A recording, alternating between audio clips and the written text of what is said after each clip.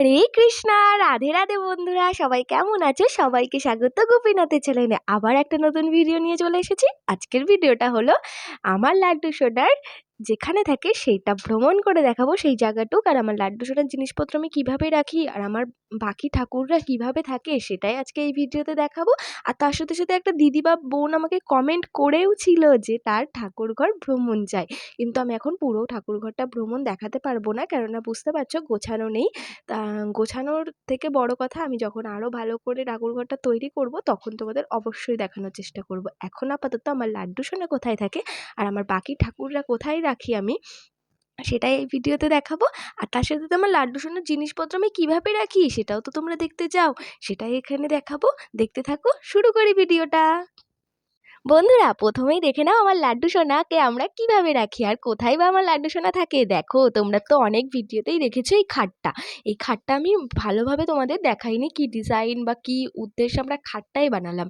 সিংহাসন কেন বানালাম না, এটা কিন্তু অনেকের প্রশ্ন থাকে যে তোমরা খাট বানিয়ে নিলে সিংহাসনে বসাও না। কারণ হলো, একেবারে খাটটা বানিয়ে নিলাম, খাটে সারাদিন আমার গোপাল সোনা বসে থাকে আর রাতে আমি শুইয়ে দিই সেই খাটে। দেখো, এই যে আমার লাড্ডু সোনার জন্য অনেক আশা করে এই খাটটা বানিয়েছি আমরা। লাড্ডু সোনার আরও জিনিস আমরা তোমাদের আশীর্বাদ থাকলে পারবো করতে। দেখো এইদিকে আমার লাড্ডু সোনাকে আমি বসিয়ে রেখেছি, স্নান করাবো তাই। তার সাথে সাথে তোমাদের সাথে এই ভিডিওটাও শেয়ার করে দিচ্ছি। আর পিছনে দেখো কটা ময়ূরের পালক দিয়ে ব্যাকগ্রাউন্ডটা সাজিয়ে দিয়েছি। আর তোমাদের যদি এই খাটটা ভালো লাগে অবশ্যই কমেন্ট করে বলো। এই খাটটা আমরা অনেক আশা করে বানিয়েছি। মানে আশা মানে কি বলো তো, মধ্যবিত্তদের ঘরে কি হয়, গোপাল আসা মানে অনেক বড় ব্যাপার, অনেক মানে অনেক। সেরকমই আমাদের বাড়িতেও আমরা চেয়েছি যে আমাদের যা খুশি হোক, কিন্তু আমরা লাড্ডু সোনাকে কোনো অভাব মানে কোনো কিছুতে কমতি রাখবো না। লাড্ডু সোনার যেটা প্রয়োজন সেটা আমরা দেওয়ার চেষ্টা করব। সেরকমই তোমরা যদি আগের ভিডিওগুলো আমার দেখে থাকো তাহলে তোমরা বুঝতে পারবো। অনেক আগের মানে আমার শুরুতে যখন লাড্ডু সোনা আমাদের বাড়িতে এসেছিলো তখন আমি একটা পাথরের উপরে লাড্ডু সোনাকে বসাতাম। এখন আপাতত আস্তে আস্তে এই খাটটা করতে পেয়ে আমরা অনেক অনেক ভালো মানে ভালো লাগে যে লাড্ডু সোনার জন্য এই খাটটা করে দিয়েছি। দেখো এদিকে এবার আমাদের বাকি ঠাকুররা কোথায় থাকে সেটাও দেখে নাও। আমার লাড্ডু সোনার সাথে সাথে আমার বাকি ঠাকুররাও থাকে আমাদের এই ঠাকুর ঘরে। এই যে লাড্ডু সোনার খাট, তার পাশে একটা সিংহাসন। এই সিংহাসনটা অনেক অনেক বছর আগের পুরনো। মা গল্প করেছেন যে মা শুরুতে যখন বিয়ে করে এসেছিল তখন এই সিংহাসনটা মা কিনেছিল। এখনও এই সিংহাসনেই আমরা সব দেবতাদের পুজো করি। দেখো আমার সিংহাসনে কি কি ঠাকুর আছে তোমরা সেটাও দেখে নাও। এই যে একটা পিতলের মা লক্ষ্মী, আর তার সাথে সাথে ঘটও আমি বৃহস্পতিবারে পেতে দিয়েছি।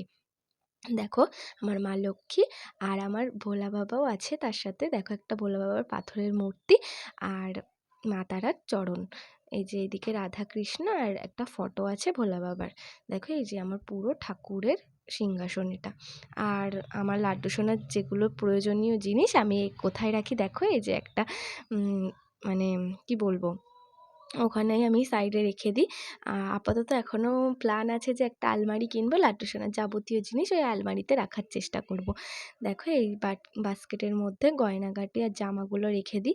অনেক খারাপ হয়ে যায় জামা এভাবে রেখে দিলে, সেই জন্য এখন মনে ভেবেছি যে একটা আলমারি কেনার চেষ্টা করছি লাড্ডু সোনার জন্য। আর দেখো আমার লাড্ডু সোনার খেলনাগুলো আমি কোথায় রাখি, একটা সাজির মধ্যে রেখে দিই। লাড্ডু সোনা যখন মানে আমি আবার আসি পুজো করতে তখন এই খেলনাগুলো দিয়ে দিই। দেখো পুরোটাই তোমাদের দেখিয়ে দিলাম যেটুকুর মধ্যে আমার লাড্ডু সোনার আমার বাকি ঠাকুররা থাকে। এই যে সিংহাসন, এইদিকে আমার লাড্ডু সোনার খাট। তোমাদের কেমন লাগলো অবশ্যই কমেন্ট করে বলো। এই খাটটা আর আমার ঠাকুররা যেখানে থাকে সেই সিংহাসনটা তোমাদের কেমন লাগলো। আর তোমাদের যদি ভিডিওটা ভালো লাগে অবশ্যই লাইক, কমেন্ট, শেয়ার অ্যান্ড চ্যানেলটা সাবস্ক্রাইব করে পাশের বেল আইকনটি প্রেস করে অলে সেভ করে রাখো, তাহলে আমার লাড্ডু সোনার ভিডিও সর্বপ্রথম তোমরা দেখতে পারবে। রাধে রাধে।